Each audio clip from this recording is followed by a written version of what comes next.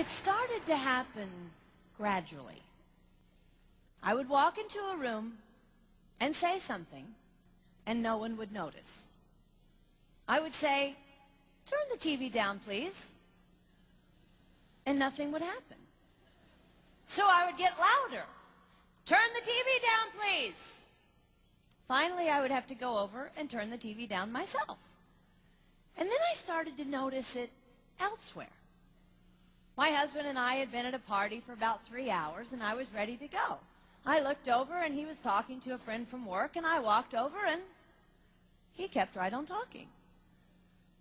He didn't even turn toward me. That's when I started to put it together. He can't see me. I'm invisible.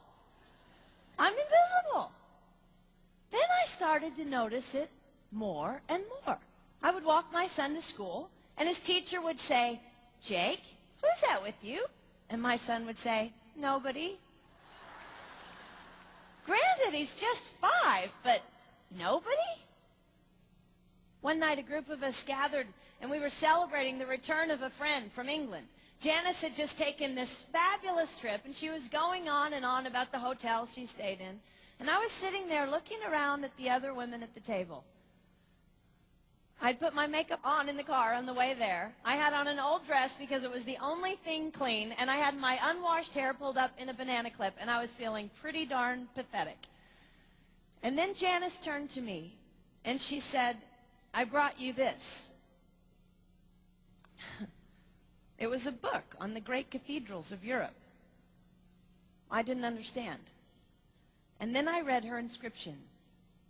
She wrote, "With admiration for the greatness of what you are building when no one sees." You can't name the names of the people who built the great cathedrals. Over and over again, looking at these mammoth works, you scan down to find the names, and it says, "Builder, unknown, unknown, unknown." They completed things not knowing that anyone would notice. There's a story about one of the builders who was carving a tiny bird inside a beam that would be covered over by a roof. And someone came up to him and said, "Why are you spending so much time on something no one will ever see?" And it's reported that the builder replied, "Because God sees." They trusted that God saw everything. They gave their whole lives for a work, a mammoth work, they would never see finished. They showed up day after day. Some of these cathedrals took over 100 years to build. That was more than one working man's lifetime. Day after day. And they made personal sacrifices for no credit. Showing up at a job they would never see finished, for a building their name would never be on. One writer even goes so far as to say no great cathedrals will ever be built again because so few people are willing to sacrifice to that degree. I closed the book, and it was as if I heard God say, "I see you. You are not invisible to me. No sacrifice is too small for me to notice. I see every cupcake baked, every sequin sewn on, and I smile over every one.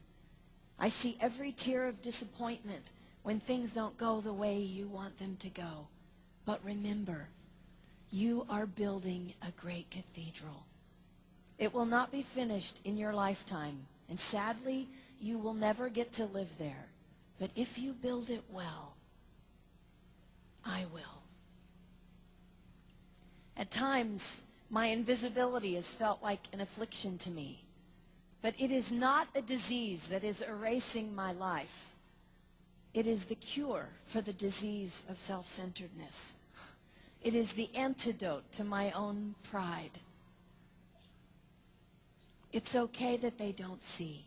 It's okay that they don't know. I don't want my son to tell the friend he's bringing home from college, "You're not going to believe what my mom does. She gets up at 4 in the morning and she bakes pies and hand-bastes a turkey and she presses all the linens." Even if I do all those things, I don't want him to say that. I want him to want to come home. And secondly, I want him to say to his friend, you're going to love it there. It's okay that they don't see. We don't work for them. We work for him. We sacrifice for him.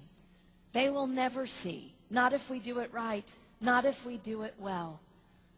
Let's pray that our work will stand as a monument to an even greater God.